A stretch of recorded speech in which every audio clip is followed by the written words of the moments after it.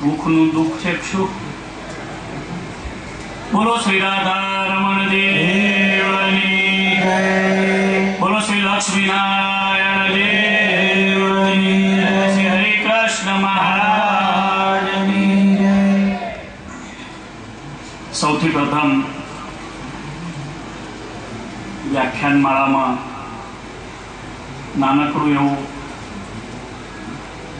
દરરોજ હરિકૃષ્ણ મહારાજ આગળ વડતાલ કીર્તન બોલવાનો નિયમ, એ કીર્તન અહીંયા બોલાવીશ. બધાએ જીલજો. બધાને પ્રાર્થના છે, ભાઈઓ ભાઈઓ સંતો મહેમાનોને, કે આ પ્રાર્થના સદગુરુ મંજુ કેશાનંદ સ્વામીએ વંદુના પદો જેવી બનાવેલી પ્રાર્થના છે. અદ્ભુત પ્રાર્થના છે. આપણે સૌ સ્વામીની પ્રાર્થનામાં જોડાઈએ અને સદગુરુ જોગી સ્વામીના ચરણોમાં આપણે ભાવાંજલિ અર્પણ કરીએ. આપણે જેના છીએ અને જેના થઈને રહ્યા છીએ, એ જોગી સ્વામીએ ભગવાનને કેવા જાણ્યા, કેવા માણ્યા, કેવા એ પરમેશ્વર, એની વાત મંજુ કેશાનંદ સ્વામી એમના કીર્તનમાં કરે છે. તમારે ચરણે શીશ નમાવું સહજાનંદજી રે, તમારે ચરણે શીશ નમાવું સહજાનંદજી રે, પ્રેમે ગુણ તમારા ગાવું સહજાનંદજી રે, પ્રેમે ગુણ તમારા ગાવું સહજાનંદજી રે, પ્રેમે ગુણ તમારા ગાવું સહજાનંદજી રે, પ્રેમે ગુણ તમારા ગાવું દેજો બુદ્ધિ દીન દયાળ સહજાનંદજી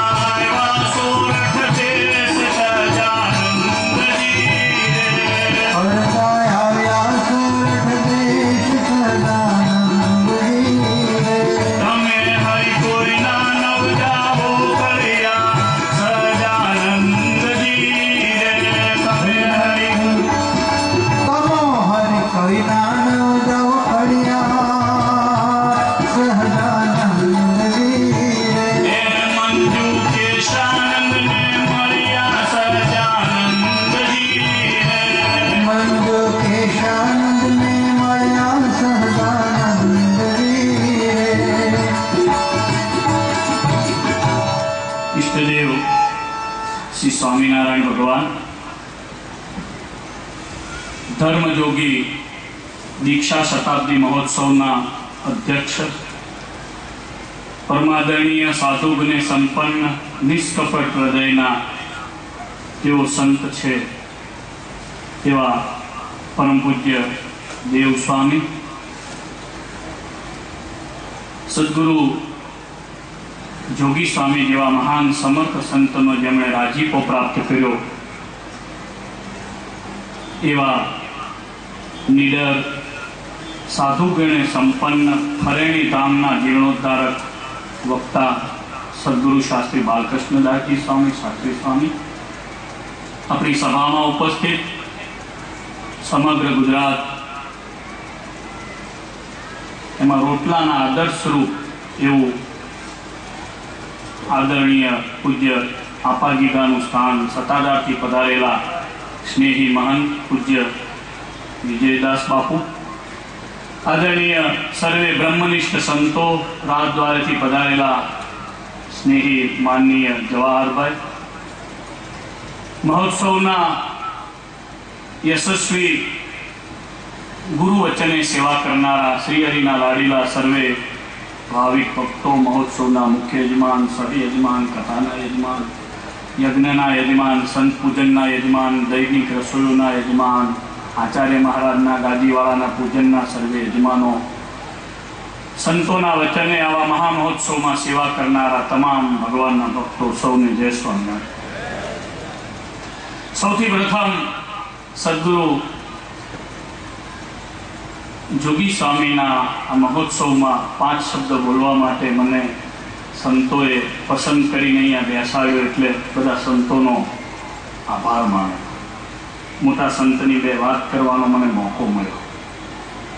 સદગુરુ જોગી સ્વામીના દર્શન વિક્રમ સંવત 1837ના શ્રીજી મહારાજના દ્વિશતાબ્દીના ઉત્સવ પછી અમારા ગુરુ પાર્ષદવર્ય હીરા ભગતજી અમને નાના બધાને લઈને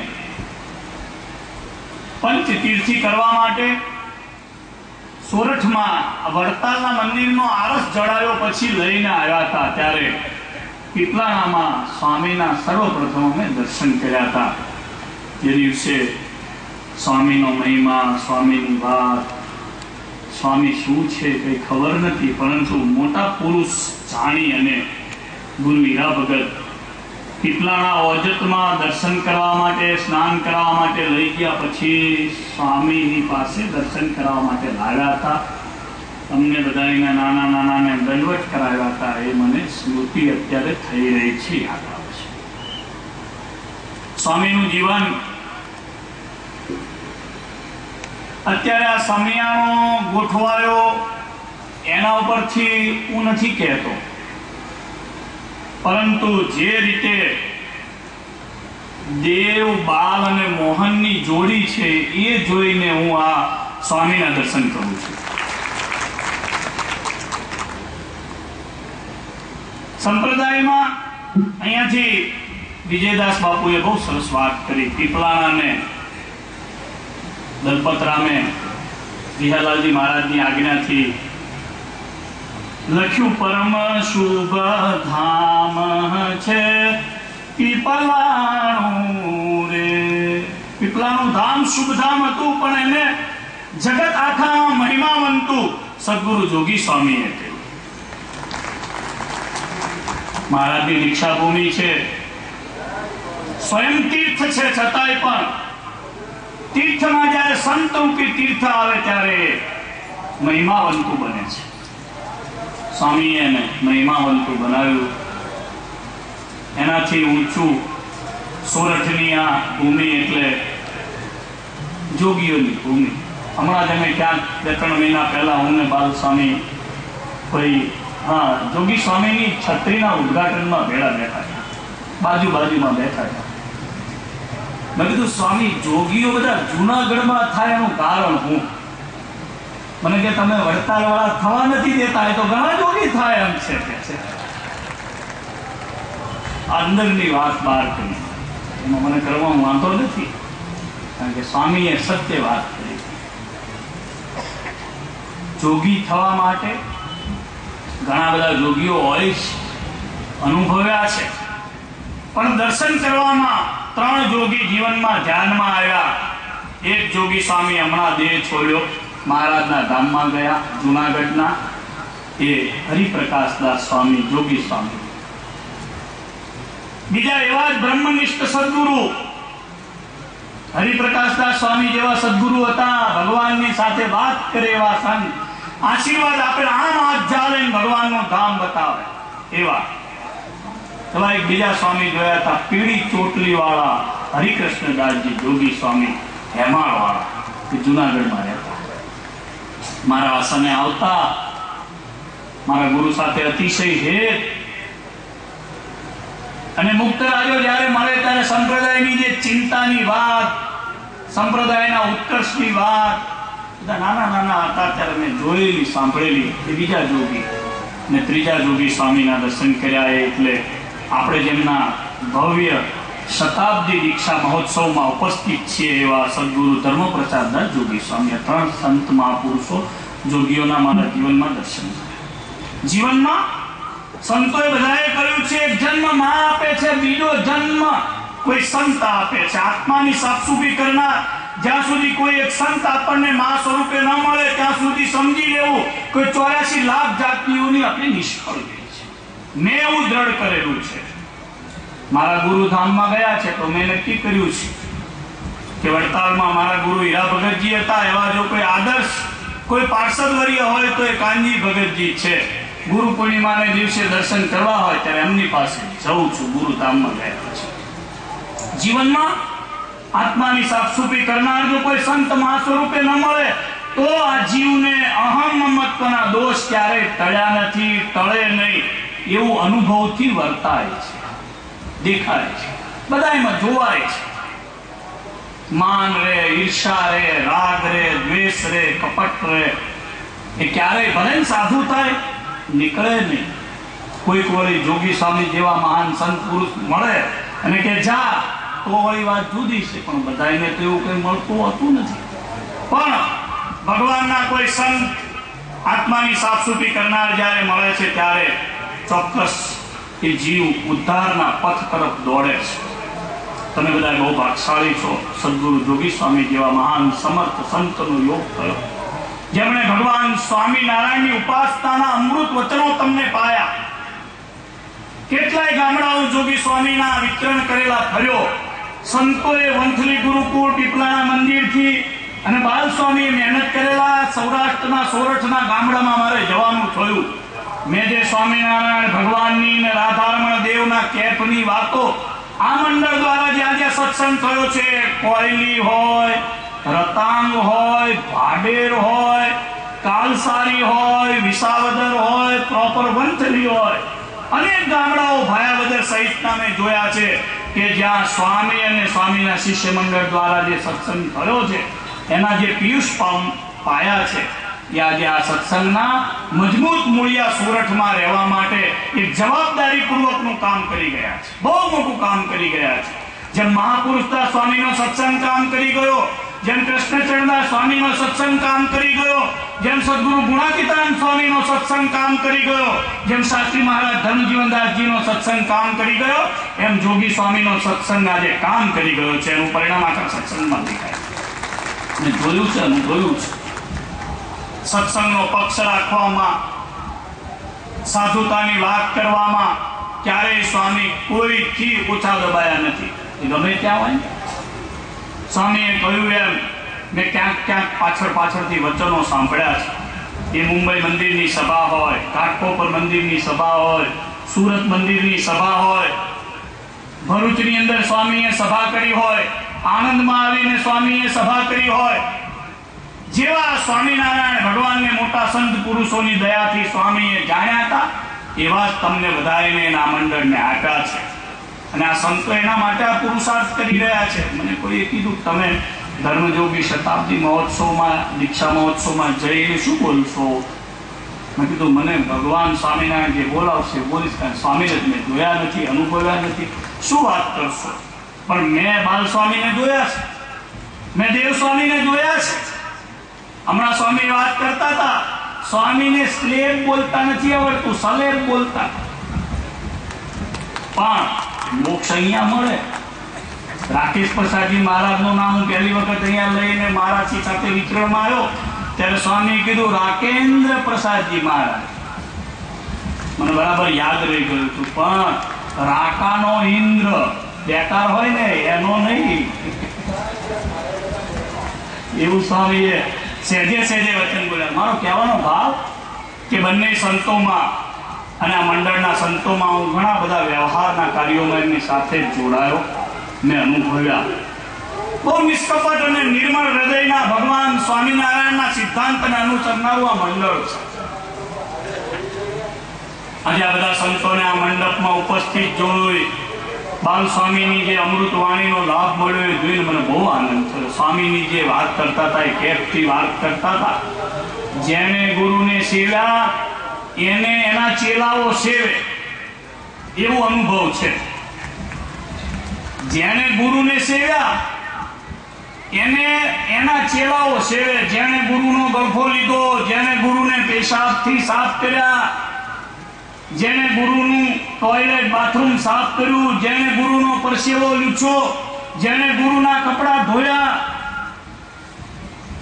એ બધા પામી ગયા. આ સંતો અહીંયા પામ્યા. અહીંયા જે કેફની વાત કરે છે ને એની આંખમાં 3 વાર આંસુ હતા 1 કલાકની કથામાં. એનું કારણ શું હતું? સ્વામીને એમણે સેવ્યા છે, સ્વામીને એમણે નિર્ગુણ સ્વરૂપે અનુભવ્યા છે. સ્વામી સ્વામી નતા, સ્વામીમાં રહીને ભગવાન વાત કરતા હતા એવું એમણે અનુભવ્યું છે. ત્યારે બોલી શકાતું. સ્વામીની અદ્ભુત કથા આજે જે મેં સાંભળી બહુ આનંદ થયો. બહુ વિશેષ વાતો નથી કરવી, પરંતુ પરમેશ્વર ભગવાન સ્વામિનારાયણને પ્રાર્થના કરું. વંથલીનો સત્સંગ, વંથલીની આજુબાજુનો સત્સંગ, પીપલાણાનો સત્સંગ શ્રી હરિના સમયનો સત્સંગ છે. સદગુરુ રામાનંદ સ્વામીના વખતનો સત્સંગ છે, સદગુરુ આત્માનંદ સ્વામીના વખતનો સત્સંગ છે. અને ત્યાર પછી જે મહાન જોગીઓ પાક્યા, શ્રી હરિની ઈચ્છાથી અક્ષરમાંથી પધાર્યા, એમણે જે સત્સંગના પિયુષ પાયા છે એ સ્વામી આજે તમારી પાસેથી આ ધન વપરાવી અને જે કરી રહ્યા છે એ આ જરાય પણ ડેડ ઇન્વેસ્ટમેન્ટ નથી. સાચા રસ્તે ધન સત્સંગનું વપરાઈ રહ્યું છે. એનો આપણને બધાને આનંદ છે. કેવું ભજન થાય છે, કેવી વાતો થાય છે. આ વાતો આ મંડપની બહાર ક્યાંય સાંભળવા ન મળે એવી વાતો છે.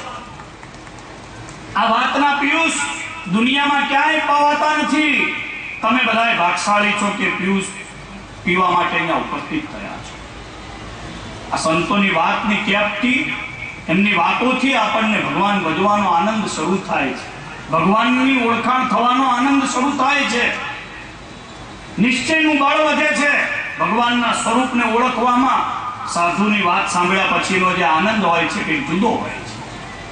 સ્વામીએ બહુ સુંદર મજાનો મહોત્સવ અહીંયા આદર્યો. ભગવાનને પ્રાર્થના કરું. મોટા મોટા યજમાનો ઘણા બધા છે, વ્યક્તિગત રીતે બધાને ઓળખું છું. 12:30 સમય થવા જાય છે. પરમેશ્વર સ્વામિનારાયણ ભગવાને આપણને આજે યોગ આપ્યો છે. યોગનો સદુપયોગ આપણે બધા કરી રહ્યા છીએ. એમાં વિશેષપણે કરી મારે તમારે બધાએ ભજન કરવું. ભજન વિનાનો જીવ એ મુક્તિને પામતો નથી. ભજનથી મુક્તિ છે એવું પરમેશ્વર સ્વામિનારાયણ ભગવાને આ સંપ્રદાય સ્થાપીને પ્રસ્થાપિત કરી દીધું છે. ભગવાન ન હોય ત્યારે કોને ઓળખવા? એના માટેના એડ્રેસ વડતાલ, અમદાવાદ, ભુજ, ગરડા, જુનાગઢ, ધોલેરા આપણને મહારાજ આપતા ગયા. નેમાય ભગવાન સર્વોપરીપણે વડતાલમાં હરિકૃષ્ણ સ્વરૂપે વૃત્તાલયેશ ભગવાન જયતિ સાક્ષાત વડતાલમાં પ્રત્યક્ષ બિરાજે છે. આપણે એનું ધ્યાન કરવું, એની ઉપાસના કરવી, એ મૂર્તિ આગળ સુખ માગવું, એ મૂર્તિ આગળ જ આપણું દુઃખ કહેવું. એને કરીને જીવે જેણે કલ્યાણ માન્યું એ અક્ષરમાં પહોંચીને જ રહ્યો. એ નિશ્ચય વાત છે. ભગવાનનું ભજન કરવા માટેનો દાખલો આ શરીરથી આપણે બધાએ કરવું. ભગવાનને પ્રાર્થના કરું કે ધર્મયોગી શતાબ્દી દીક્ષા મહોત્સવના યોગે કરીને અહીંયા આવેલા જે કોઈ જાણે અજાણે સત્સંગમાં જોડાઈ ગયેલા જેટલા પણ જીવો છે મારા સહિત બધાએ, એને આ મહોત્સવનું ફળ એવું મળે કે મહોત્સવના પ્રતાપે બધાયમાં ભજનનું બળ વધે, ભગવાનની ભક્તિનું બળ વધે, બધાયના જીવનમાં હરિકૃષ્ણ મહારાજની મૂર્તિ દ્રઢ થાય, બધાયના જીવનમાં ભજન અને ભક્તિનો આનંદ સહેજે સહેજે વધતો રહે. છેલ્લે 1 મિનિટ સામાજિક સેવાની વાત કરીને મારી વાતને પૂર્ણ કરીશ. છેલ્લા કેટલાક વખતથી વ્રત લીધું છે, જ્યાં પણ જવું ત્યાં સભામાં આ એક વાત કરીને મારી વાતને પૂર્ણ કરવી. આપ સૌ અહીંયા ઉપસ્થિત ભગવત ભક્તો છો. સૌ આપણે જાણીએ છીએ કે આપણને મળેલું શરીર એ 100 વર્ષની કળિયુગની આયુષ્યનું છે. આ શરીરમાંથી એક જ એવી વસ્તુ છે કે જેનું દાન આપણે સહેજે સહેજે આ શરીરમાંથી પ્રાણ તત્વ નીકળ્યા પછી કરી શકીએ છીએ. એ છે આપણું નેત્ર. આપણે જીવતા હોઈએ ત્યારે કોઈ આપણે નેત્રનું દાન કરવાનો સંકલ્પ નથી કરી શકતા કે હું આપી દઉં, આજે આપી દઉં, અત્યારે આપી દઉં. પરંતુ આ પૃથ્વી ઉપર આપ સૌને જાણીને આશ્ચર્ય થશે કે 25 કરોડ લોકો આંધળા છે. જેટલી ભારતમાં મુસ્લિમોની વસ્તી છે એટલો તો આ બ્રહ્માંડની અંદર આ પૃથ્વીના પગ ઉપર લોકોની અંધાપાની વસ્તી છે. જે જન્મ્યો એ અંધાપા સાથે જન્મ્યો છે. એ મંડપ નથી જોઈ શકતો, ભગવાનનું અર્ચા સ્વરૂપ નથી જોઈ શકતો, એ મને અને તમને કોઈને વિઝ્યુઅલી જોઈ નથી શકતો. તો આજે ધર્મજોગી શતાબ્દી મહોત્સવના પ્રસંગે આપણે કેવો સામાજિક જીવી ભગવાનની ભક્તિ કરવા માટેનો દ્રઢ સંકલ્પ કરવાની વાત કરીને જઉં છું. એક એવો બીજો સંકલ્પ કરવાની આપ સૌને પ્રેરણા આપું છું કે આપણે આપણો દેહ પડે પછી 5 કલાક સુધી આપણી આંખ એ જીવંત હોય છે. શું આપણે આપણી આંખનું દાન ન કરી શકીએ? આપણા ભારત વર્ષની અંદર 1.5 કરોડ લોકો એવા છે અંધ છે કે જેને દ્રષ્ટિની જરૂર છે. 8 થી 9 લાખ લોકોને દર વર્ષે આંખની જરૂરિયાત છે. એની સામે સંતો અને સામાજિક લોકોની પ્રેરણા નહીં હોવાના કારણે, સમાજને જગાડનારા લોકોની વાત સમાજ વચ્ચે નહીં પહોંચતી હોવાના કારણે ફક્ત 7 થી 8 હજાર જ લોકો મૃતદેહ થયા પછી આંખનું દાન કરજો એવું કહીને જતા હોય છે. ત્યારે તમે સર્વે આજે સંકલ્પ કરજો. આ શરીર ગમે તે અવસ્થામાં જ્યાં પડે ત્યાં કેન્સર થાય, એક્સિડન્ટ થાય, હાર્ટ એટેક આવે, સહેજે સહેજે આ દેહ પડે મારી આંખ બીજાને કામ આવે. મારી આંખથી કોઈ જોઈ શકે. હું જો અંધ હોત તો, મેં જો આ દુનિયા ન જોઈ હોત તો આ સંતોને હું ન જોઈ શકત. મારી માં, મારા માતા પિતા, મારા દીકરા, મારા સંબંધીઓ આ જગત એને ન જોઈ શકત. ઈશ્વરની બનાવેલી આ પરમેશ્વરની સૃષ્ટિની રચના મને ન દેખાત. આપ સર્વેને મારી હૃદયથી પ્રાર્થના છે. આપણા કરતા શ્રીલંકામાં વધારે આઈ ડોનેશન થાય છે. આપણા કરતા બીજા દેશોમાં વધારે આઈ ડોનેશન થાય છે. આપણે સંકલ્પ કરીએ, જેમ જીવનમાં એકવાર રક્તદાન આપીએ છીએ, 2 વાર આપીએ છીએ, કોઈ 5 વાર આપે છે. આપણા બાલુસ્વામી રેમનગર વાળાએ લગભગ 70 વાર દાન કરેલું છે રક્તનું. એમ આપણા જીવનમાં જેમ રક્તદાન કરીએ છીએ એમ આપણા નેત્રનું પણ આપણે કોકને દાન કરીએ તો નજીકની હોસ્પિટલમાં મિત્રોને, સગા સંબંધીઓને, દીકરાઓને, ઘરવાળાને કહીએ કે આપણે આપણી આંખનું દાન કરવું છે. હું જ્યારે પણ જે અવસ્થામાં જ્યાં ધામમાં જઈશ, 100 વર્ષનો પુરુષ પણ 100 વર્ષની બહેન પણ આંખોનું દાન કરી શકે છે. અને આજના જમાનામાં તો 25 વર્ષે ને 5 વર્ષે ને 8 વર્ષે પણ એટેક અને કિડની ફેલ થાય છે. ત્યારે આપણે સર્વે નાના બાળકોથી લઈને વૃદ્ધો સુધી નેત્રદાનનો સંકલ્પ કરી આ સંતોને, આ સમાજને આપણે કંઈક આપ્યું ગણાય એવી મારી નમ્ર અપીલ એને સૌ સ્વીકારજો. ફરી એકવાર ભગવાન સ્વામિનારાયણને પ્રાર્થના કરું કે આ ધર્મયોગી શતાબ્દી મહોત્સવના પ્રસંગથી આપ સૌના જીવનમાં ધર્મ, જ્ઞાન, વૈરાગ્ય અને ભક્તિનો ઉદય થાય એવી વડતાલવાસી લક્ષ્મીનારાયણ દેવ, હરિકૃષ્ણ મહારાજ, રાધારમણ દેવ, સિદ્ધેશ્વર મહાદેવ, રણછોડ દીકરાના ચરણોમાં પ્રાર્થના કરીને વિરમું છું. બોલો સ્વામિનારાયણ ભગવાનની